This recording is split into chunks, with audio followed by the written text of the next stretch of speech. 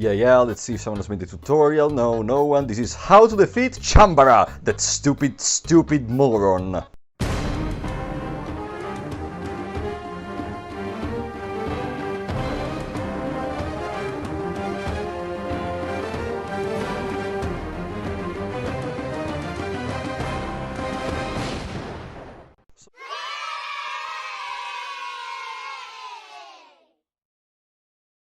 So I'm gonna skip the part in which you complete the puzzle in order to unlock the husk to sacrifice on the machine, because I think you all watched my other guide. Otherwise I'm gonna put that guide in the description. Basically it tells you how to get a special husk that can be sacrificed on this machine instead of one of your party members.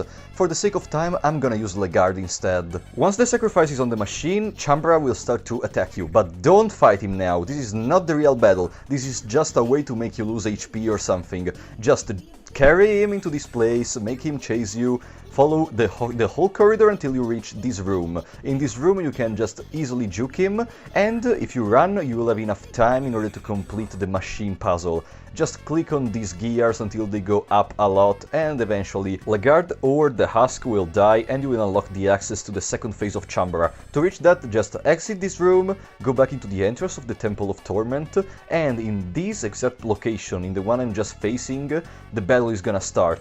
So, how does it work?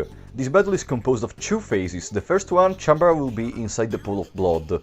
And what does he do? His arms both can do the same thing. 50% chance of doing nothing, 50% chance of doing pummels, which is a very low power damage that's gonna do 2 ticks of damage on each character attacked, and it should attack 2 times. So it's gonna be 4 ticks of damage total. This avoids completely pheromones, for a reason that I don't know? So even if you cast pheromones, this is gonna still hit random targets apparently.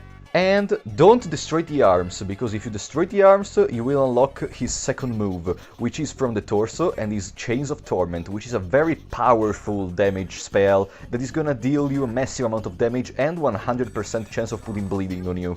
Just go for the torso, it should have around 650 HP, or anyways under 1000 regardless, and after you deal the damage, he will instantly turn into phase 2.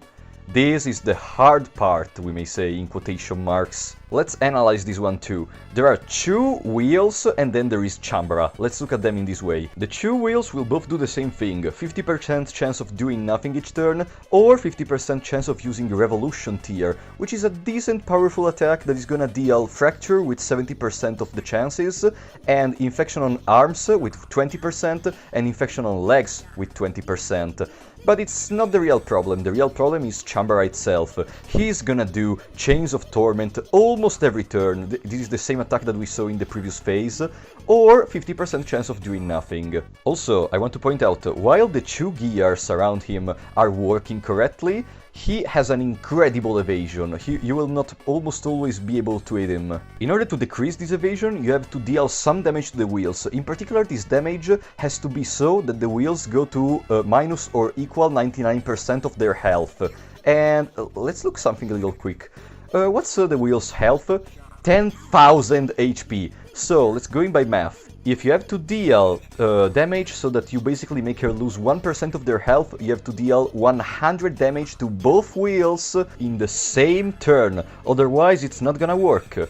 And once you're able to do so, there will be the weakness debuff on Chambara, which displays the number of turns he's weak to you, the number of turns in which he doesn't have the evasion he has normally. During these turns, I suggest you do incredibly high amount of damage to him, because it's not gonna last long, and I don't think you want to prolong the battle too long. The battle will be really fast regardless, because he has 3000 HP in Fear and Hunger difficulty and 5000 HP in Terror and Starvation or higher, so it shouldn't be too hard, right? Also, I want to point out some special strategies, we may say. So, you know, there is a war site guaranteed in Mahabre in the present, in this point. You can take it from the dragon right here.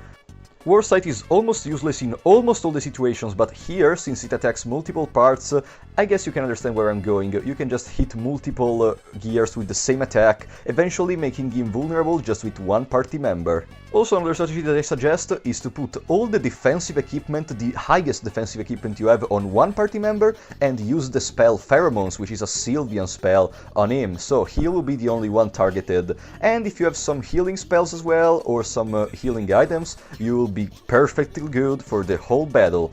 And now there is a little secret I discovered recently too.